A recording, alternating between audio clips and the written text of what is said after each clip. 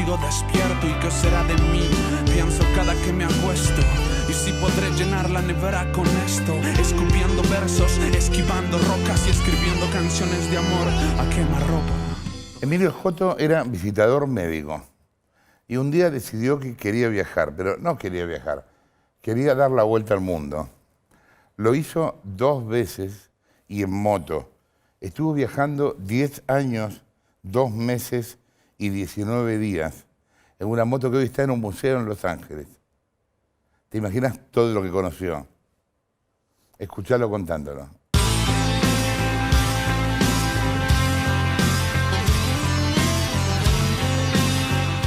Es que hay un poeta inglés que se llama Dylan Thomas, que un día empieza un poema diciendo: tenía 40 libras para toda mi vida. Vos tenías $300 y te fuiste 10 años de viaje. Sí, sí, era todo lo que tenía.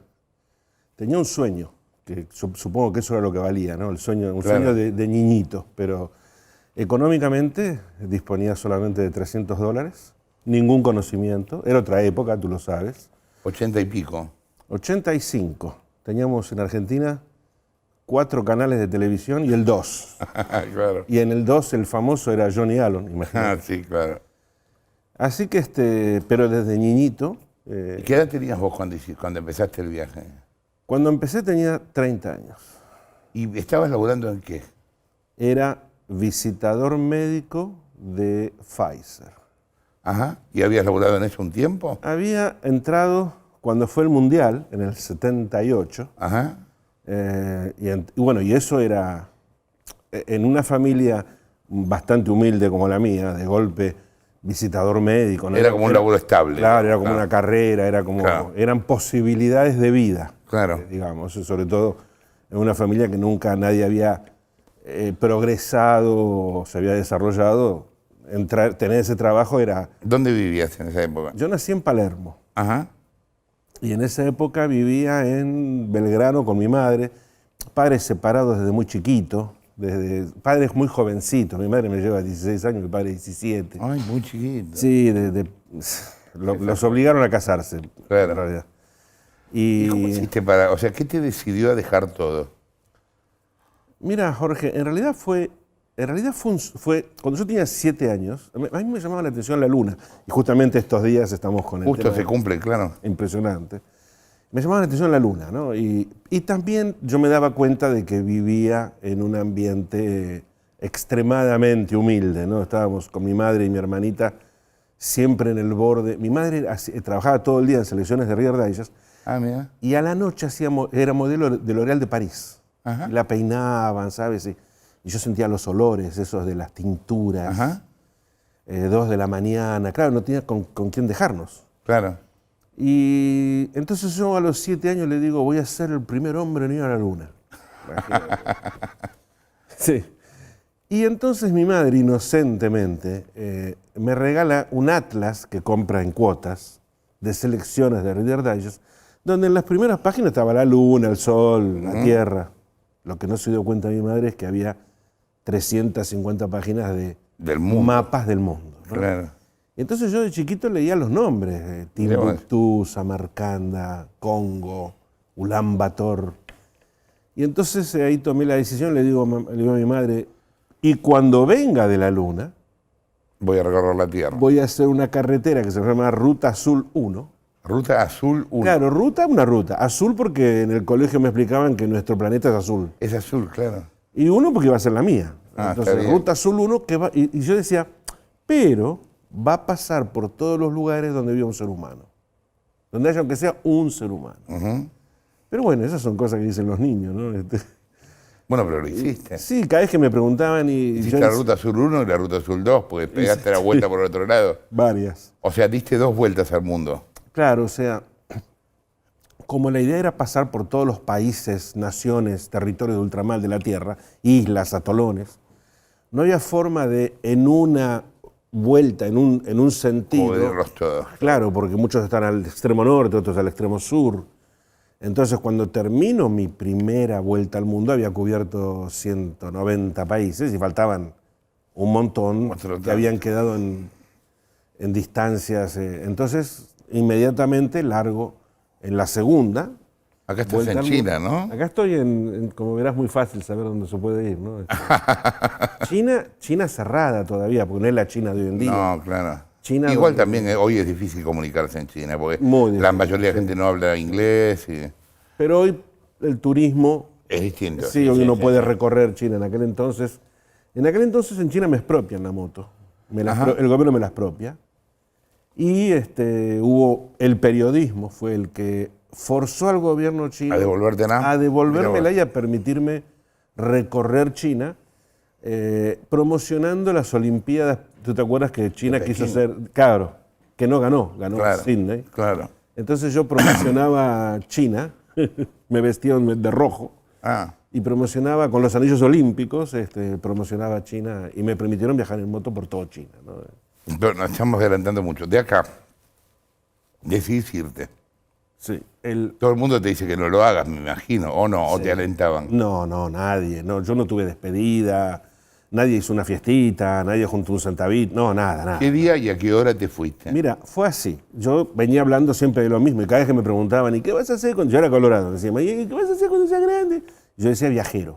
Y no, eso no existe. Y yo decía, pero Colón y Magallanes eran viajeros. Marco Polo, ¿cómo que no existe? Pero bueno, pasaban los años y el 2 de septiembre de 1984, sentado en un bar llamado La Terracita frente al Hospital Militar, a punto de entrar a ver médicos, en Luis María Campos, estábamos hablando de Maradona. Estaban todos con Maradona, que de gol, 1984, y yo siento una vocecita en el hombro que me dice, es la hora. Así fue. Y claro, miré y escucho nuevamente, es la hora.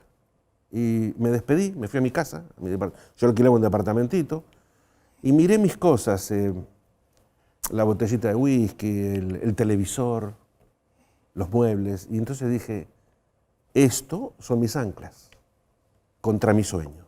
Si yo no tuviera nada en la vida, cero, ya poquito tenía, pero si no tuviera nada, entonces hice una fiesta la semana que viene y le puse, no sé, el televisor, supongamos que costaba 200.000 pesos y le puse 10 pesos. O sea, el tema era que se llevara librarte de todo. Todo. Nadie me creía, nadie se quería llevar nada. Todos me decían que estaba loco. Bueno, todos me decían que estaba loco, ¿no?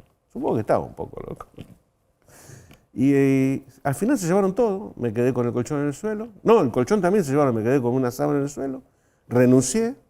Y 3 meses después, con un pasaporte nuevito, con $300, sin ropa de moto. Hasta en diciembre del 84. Enero del 14 85. de enero del 85. Y salgo, no hubo despedida, no hubo... Sí.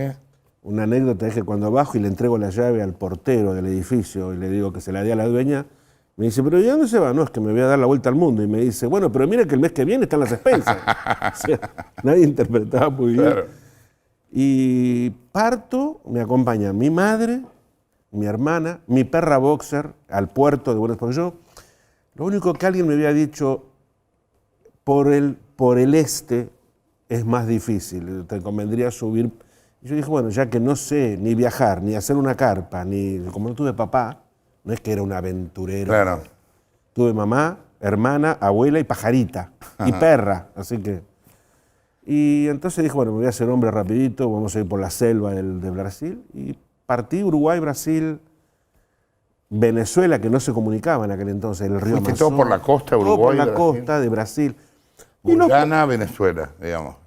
Hasta, claro, a Venezuela que no se comunicaba con Brasil, era selva. Claro. Los garimpeiros, los buscadores de oro. ¿Y cómo hiciste ahí? Y mal.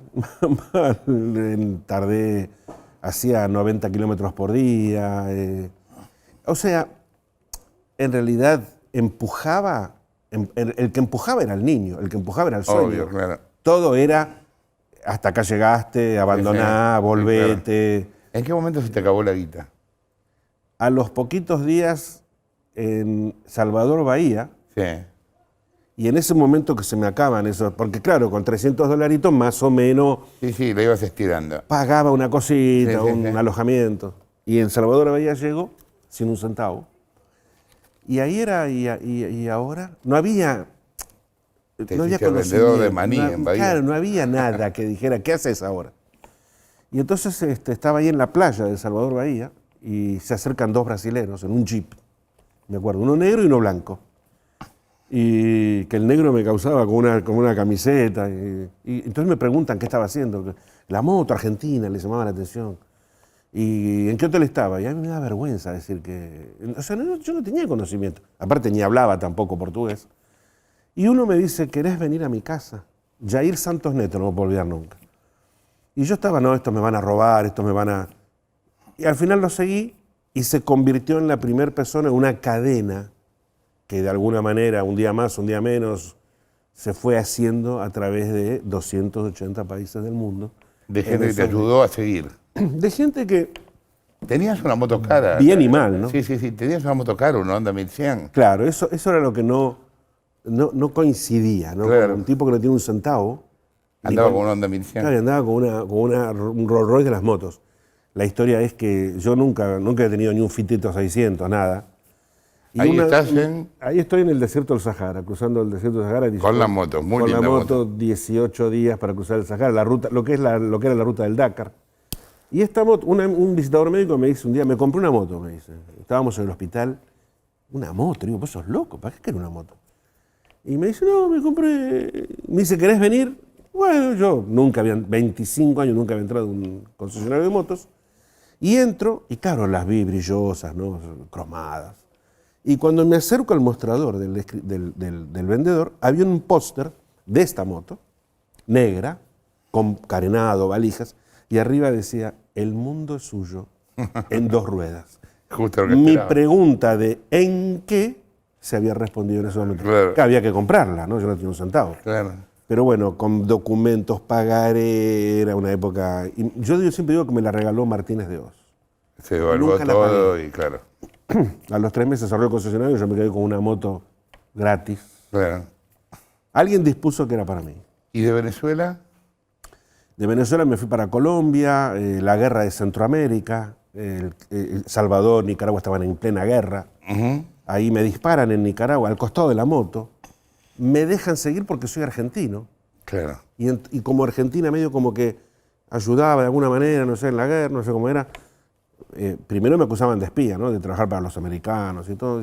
O sea, cruzo Centroamérica, Estados Unidos. Y ahí es donde le ponen el nombre, un periodista en un programa de televisión que es como un programa de show. Y entonces la metieron en el canal y me preguntan cómo se llama. Y yo, la moto. No, pero qué nombre. Y el periodista la tocaba y dice, esta la princesa Negra. Y ahí le queda el Black Princess famoso. Ujú. Y yo tenía que cruzar el océano ahora. No, tampoco tenía, o sea, seguía sin dinero.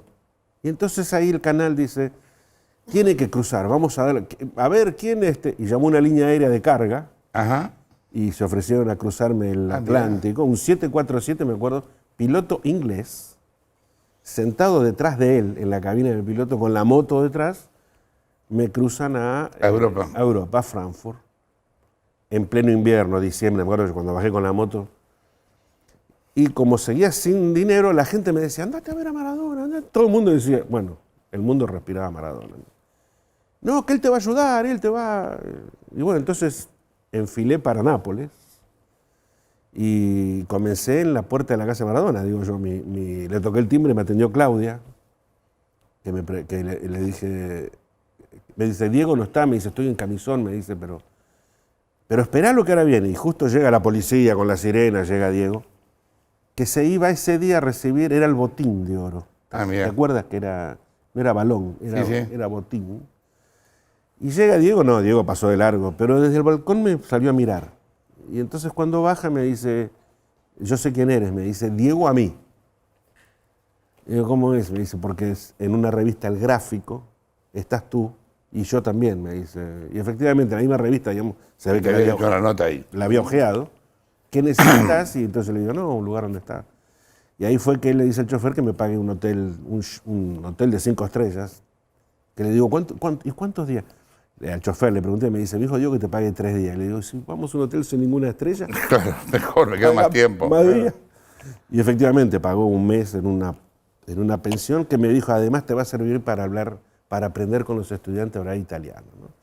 Y ahí seguí por toda Europa y ahí es que mi vida cambia, hace un giro muy grande, tal vez el giro más grande, aparte de haber partido, que fue en España, donde una editorial me pregunta si me animo a escribir esa historia.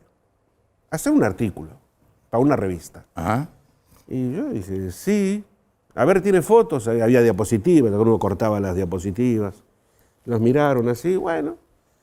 Y entonces empecé a escribí un artículo donde no hablé nada de moto, hablaba de la guerra de Nicaragua, de la guerra de Salvador, De lo que habías vivido, claro. del Irán-Contra, porque justo yo viví muy Ajá. de cerca el Irán-Contra, y del río Amazonas, de los buscadores de oro, y eso pegó. Esto, bueno, obviamente es Egipto. ¿no? Egipto, esto es Egipto. Qué linda foto. Sí, ahora no se puede, ahora imposible llegar hasta la pirámide con un vehículo, ¿no? O sea, era otra época. Era otra época, el mundo era distinto, era más cerrado. Por un lado estaba la cortina de hierro, Sí, claro. el muro de Berlín. Así que empiezo a escribir y con inocencia, de política, de religión, del Islam, descubro el Islam, de los piratas de Somalia, en 1988, cuando nadie hablaba. Somalia, sí. Claro, yo escapo en un barco que nos venían persiguiendo los piratas, que el barco después casi se hunde. Me voy a África 2 años, hago todos los países de África, tengo malaria en Congo, la guerra de Somalia. Y entonces escribo sobre todo menos sobre moto, menos sobre aceite, ruedas. ¿Pero los tipos te pedían artículos sobre motos? No. No. Me pedían que escribiera la historia. Y pegó. La historia de tu viaje. Claro, y entonces empezó a publicar en Inglaterra, en Italia, en Francia, y sin que yo me diera cuenta, cuando salgo de África en el 5.º año de viaje, claro, el mundo estaba siguiendo mis historias. De hecho, una anécdota muy simpática es que había parado la moto en Madrid y ahí, cuando vuelvo a la moto hay 2 monjitas vestidas de negro, como yo digo, las hermanas de Batman, ¿no? Y entonces, hermanita, le digo, y la monjita miran así y dice, Emilio Escoto, la princesa negra. Mirá. Digo, sí, hermanita, pero ustedes... Y saca una revista de motos de adentro de la bolsa y me muestran que ellas toda la semana compraban esa revista para leer las historias. O sea, el mundo se... Bueno, ahí empezaste a cobrar, digamos. Ahí me encontré con unos pesitos. Sí. Está bien. Podías seguir. Sí. Y ahí, bueno... Ahora ahí recién estabas en la mitad del viaje. Estaba en la mitad. Yo no sabía cuánto iba a durar el viaje. En realidad, me daba cuenta por cosas que había pasado que el viaje podía terminar al día siguiente, ¿no? O sea, aceptaba, digamos, que el viaje yo proponía, pero de arriba disponía, ¿no? ¿Hablabas con tu familia por teléfono, con tu vieja? No, porque costaba $10 Mirá. No había celulares, no había. No, ya sé que no había celulares. Yo hablo desde Gabón, África, desde una parabólica gigantesca en la selva, unos argentinos que habían ido a instalar esas antenas gigantes que había antes al gobierno de Gabón. Ajá. Y bueno, me vieron ahí y todo y me dijeron, ¿hablás con...? No hablo. Vení. Y con uno de esos teléfonos gigantes que lo enchufan así en la antena, hablale 2 horas, 3 horas, total paga el gobierno de eso. Y ahí hablé con mi familia después de 5 años, ¿no? Mirá. Que fue cuando mi madre me dice, acá tu exnovia sigue esperando. Mónica te sigue esperando. Y digo, Mónica sigue esperando. Que se case, que tenga hijos. No, sigue acá esperando, se hizo muy amiga. Pero yo no sé cuándo veo. Tal vez nunca vuelvo. O sea, aparte yo seguía buscando la geisha adelante, ¿no? O sea, pero bueno, pasa el año ese de África, pasan 2 años, y un día me doy cuenta, en África, terminando África, me doy cuenta de que buscaba adelante lo que había dejado atrás. Y hoy en día es mi esposa. ¿Esto dónde es? Esto es la guerra de Mozambique. Ajá. Acá el presidente de Mozambique manda los soldados, porque si la guerrilla me atrapaban, te ponían neumáticos en el cuerpo y te prendían fuego. Te quemaban vivo. Entonces el presidente de Mozambique manda estos soldados, 2 camiones llenos de armas para escoltarme hasta la capital. Mira. Esta foto, fíjate tú, fue cuando en Argentina, el mismo momento que Monzón le pasa lo de... Lo de Alicia Muñiz. Sí, exactamente el mismo momento. Sí, le pasa lo de Alicia Muñiz. Y lo recuerdo muy bien, porque en Mozambique, unos argentinos que estaban, se habían hecho camisetas apoyando a Bares. Al cartonero Báez. Tenía unas camisetas que... El joda, claro. Yo apoyo al cartonero Báez. Sí, y que era el acá. testigo, el supuesto testigo de todo esto. Exactamente. Sí. Eso me acuerdo bien porque justo estaba yo en medio de la guerra cuando... Mirá. En lo que es y entonces de acá ya después vino África del Este, el África más inglesa. Yo había estado muy mal en África del Oeste, aparte de la enfermedad, había estado en la guerra. Y ahí me atrapa la guerra de Somalia. Terrible. La verdad que logro escapar también por ayuda del gobierno en un barco de carga que después casi se hunde. Y termino en los Emiratos Árabes Unidos, para lo cual ahora está, claro, ahora Chipolitakis va a Qatar, ¿no? Maradona, antes no, estaba el mundo más prohibido del mundo era Qatar. Súper cerrado, sí. Qatar, Emiratos. Sí, claro. Entonces, si acepto hacerme hermano musulmán, me van a permitir de alguna manera entrar. Y entonces me presentan un imán al cual le digo, mire, yo quiero aceptarlos como... Me cambio el nombre, hago el juramento, pero no voy a dejar de ser judío en Israel, hindú en India y católico en el Vaticano. Y aceptaron. O sea, es un proceso, tenés que hacer un examen, que sabes del Islam, tenés que cambiarte el nombre. ¿Y cuál era tu nombre árabe? Y a ver, mi nombre árabe es Khalid Sagal Junali, el hombre que viaja en la primera luz del día y la última noche en el paraíso. Mira. Así que gracias y tengo un documento que lo da el ministerio. Entonces, Emiratos Árabes Unidos me abre la puerta, me dan el visado y entro, que salió en el Washington Post, salió en... Igual que Libia, Gaddafi, que Gaddafi también abrió la frontera. La frontera de Libia estaba cerrada en el año 69. Mira. Entonces salió creo que en el New York Times, extranjero abre la frontera de Libia. Vos sabés que yo te escucho y hay un momento donde da la sensación de que vos manejabas el viaje, pero después tengo la sensación contraria, que el viaje te manejaba a vos. Sí, eso pasó. Yo manejé el viaje mientras no fui nadie, mientras era un inocente muchachito desconocido que no fue a enseñarle nada a nadie, no fue a decir el bife de chorizo argentino es el mejor, fue a ver cómo era el bife de chorizo de otro, de ballena. Sí, con los años, sí, tienes razón. No sé cómo te diste cuenta de eso, nunca me dijeron eso. Pero los últimos 3 años del viaje, el viaje me manejaba a mí. Cuando ya mi historia pasó a... Tú sabes que The Guardian de Inglaterra dijo que yo había sido el Google de aquella época. Cuando había. Claro, la gente esperaba esa inocencia en la que yo contaba cómo era el mundo, qué pasaba en el mundo. Y efectivamente, los últimos 3 años de viaje fueron... tuve patrocinio. Ahí conseguí patrocinador. Entonces ya el patrocinador manejaba las cosas, ¿no? Claro. Ya parecían demasiados. Llegaba a un país y ya el periódico anunciaba que llegaba el... Aparte llamaba mucho la atención argentino, era una cosa rara. No es que en la historia de los grandes viajes hay argentinos. Es cierto. Entonces era, ¿cómo? No es un italiano, no es un neozelandés, no es un... Ahora, igual te pasaba encontrarte con otros argentinos durante... Nunca. ¿No?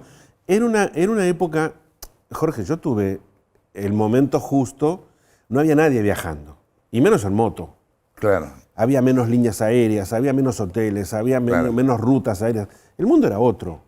Entonces era muy raro y aparecían los periódicos, me invitaban a canales de televisión para contar la historia. ¿Cómo es que llegó hasta Fiji? Vanuatu, Kiribati, Tuvalu, Tonga. Imagínate, yo en este país, Tuvalu, fui el turista 69 en la historia del país. ¿Dónde queda Tuvalu? Tuvalu queda en el Pacífico, en el Océano Pacífico, en el centro del Océano Pacífico, entre Australia y Chile, digámoslo así. O sea, como si dijeras la isla de Pascua, pero más para dónde. Claro, pero Pascua pertenece a Chile, Tuvalu es un país como Argentina, como México. 25 minutos caminando hacia el norte, 25 minutos caminando hacia el sur y 150 metros de este a oeste. Ese es el país. Ok.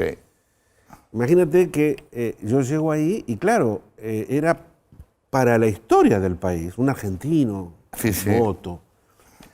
Para que tú veas, no se practica deporte porque no hay dónde. no pueden poner una Claro. cancha de tenis porque tiene que irse la gente a vivir al agua. Entonces juegan al fútbol. ¿Dónde? En la pista internacional, que es de pasto. Cuando baja el avión sacan los arcos y cuando se va el avión ponen los arcos y siguen jugando.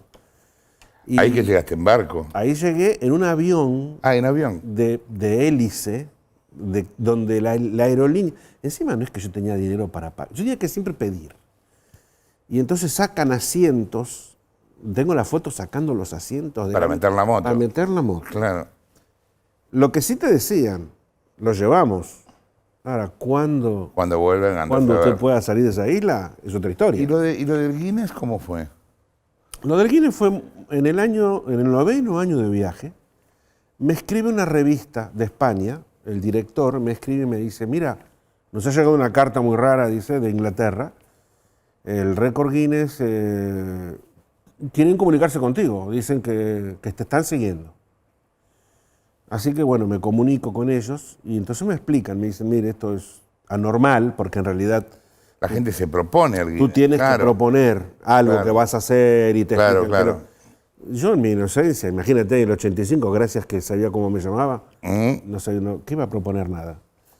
Y entonces, pero había salido mi historia en tantos En tantos medios. medios que Guinness le interesó y me dijeron, si usted termina su viaje, yo ya estaba bajando hacia Argentina.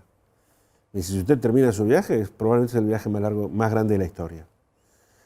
Y tendría que venir acá a Londres. Cuando terminé acá en el Obelisco, que fue muy lindo el desfile, ahí me recibió Menem, Susana Jiménez anunció que iba a...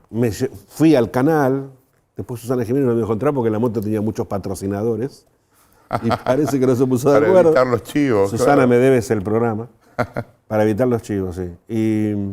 Y me fui enseguida, estuve un mes nada más, y me fui enseguida, ya me fui para Europa, donde se hizo el desfile final, la moto se apagó, la apagó Jordi Pujol, ¿te acuerdas? Ay, mirá. Presidente de la Generalitat, apagó la moto para siempre, está en un museo en Estados Unidos, y ahí fui a Londres, y me pidieron una enorme cantidad de documentos, Claro, de todas obvio. maneras, desde un tiquecito, de todo.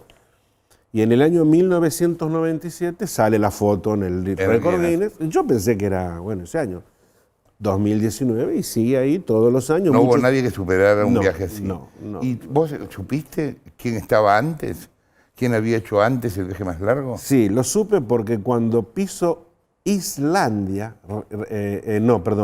Finlandia, Helsinki, me invitan a un programa de televisión que es como Tinelli Ok. ahí, o como un programa tuyo ahí. Sí, sí. Me invitan con la moto y el que estaba era el finlandés, Ah, era un finlandés. que es un héroe nacional en Mirá. Finlandia por haber puesto... Era un finlandés, había dado la vuelta al mundo en una moto ¿Y, y había cuántos recorrido 60, 80 países, no sé. Y él entonces ya se sabía que él iba a salir del récord Guinness. Y ¿Vos que te acordás cuántos años él había viajado? él había viajado menos, había empezado después que yo, había había terminado viajado menos. antes y había recorrido menos países, Sí, sí, pero, sí.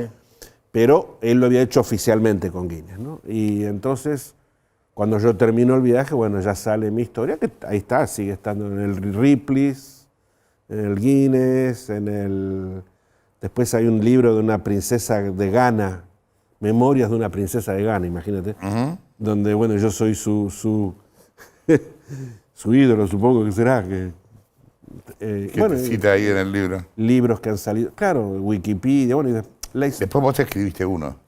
claro, yo escribí un libro que nace en Estados Unidos, nace en inglés, que se llama The Longest Ride, el mayor viaje, que firma Antonio Banderas, Mohamed Ali, que yo había conocido, Mohamed Ali firma el libro y fundamentalmente, que para mí es imagínate la emoción de mi vida, Sí, claro. Buzz Aldrin, ¿no? Con el cual lo conozco en una cena donde estaba sentado al lado mío. O sea, y ahí viene mi relación con él porque yo doy conferencias y hemos coincidido con Buzz Aldrin dando conferencias. Dando conferencias. Claro, entonces él me escribe, cuando sale mi libro, me escribe esa hermosa frase donde dice que el viaje de mi amigo Emilio Scotto es el mayor, el más grande de la historia, como el que yo hice a la Luna. Mira. que es precioso, ¿no? Yo todavía estoy llorando con él.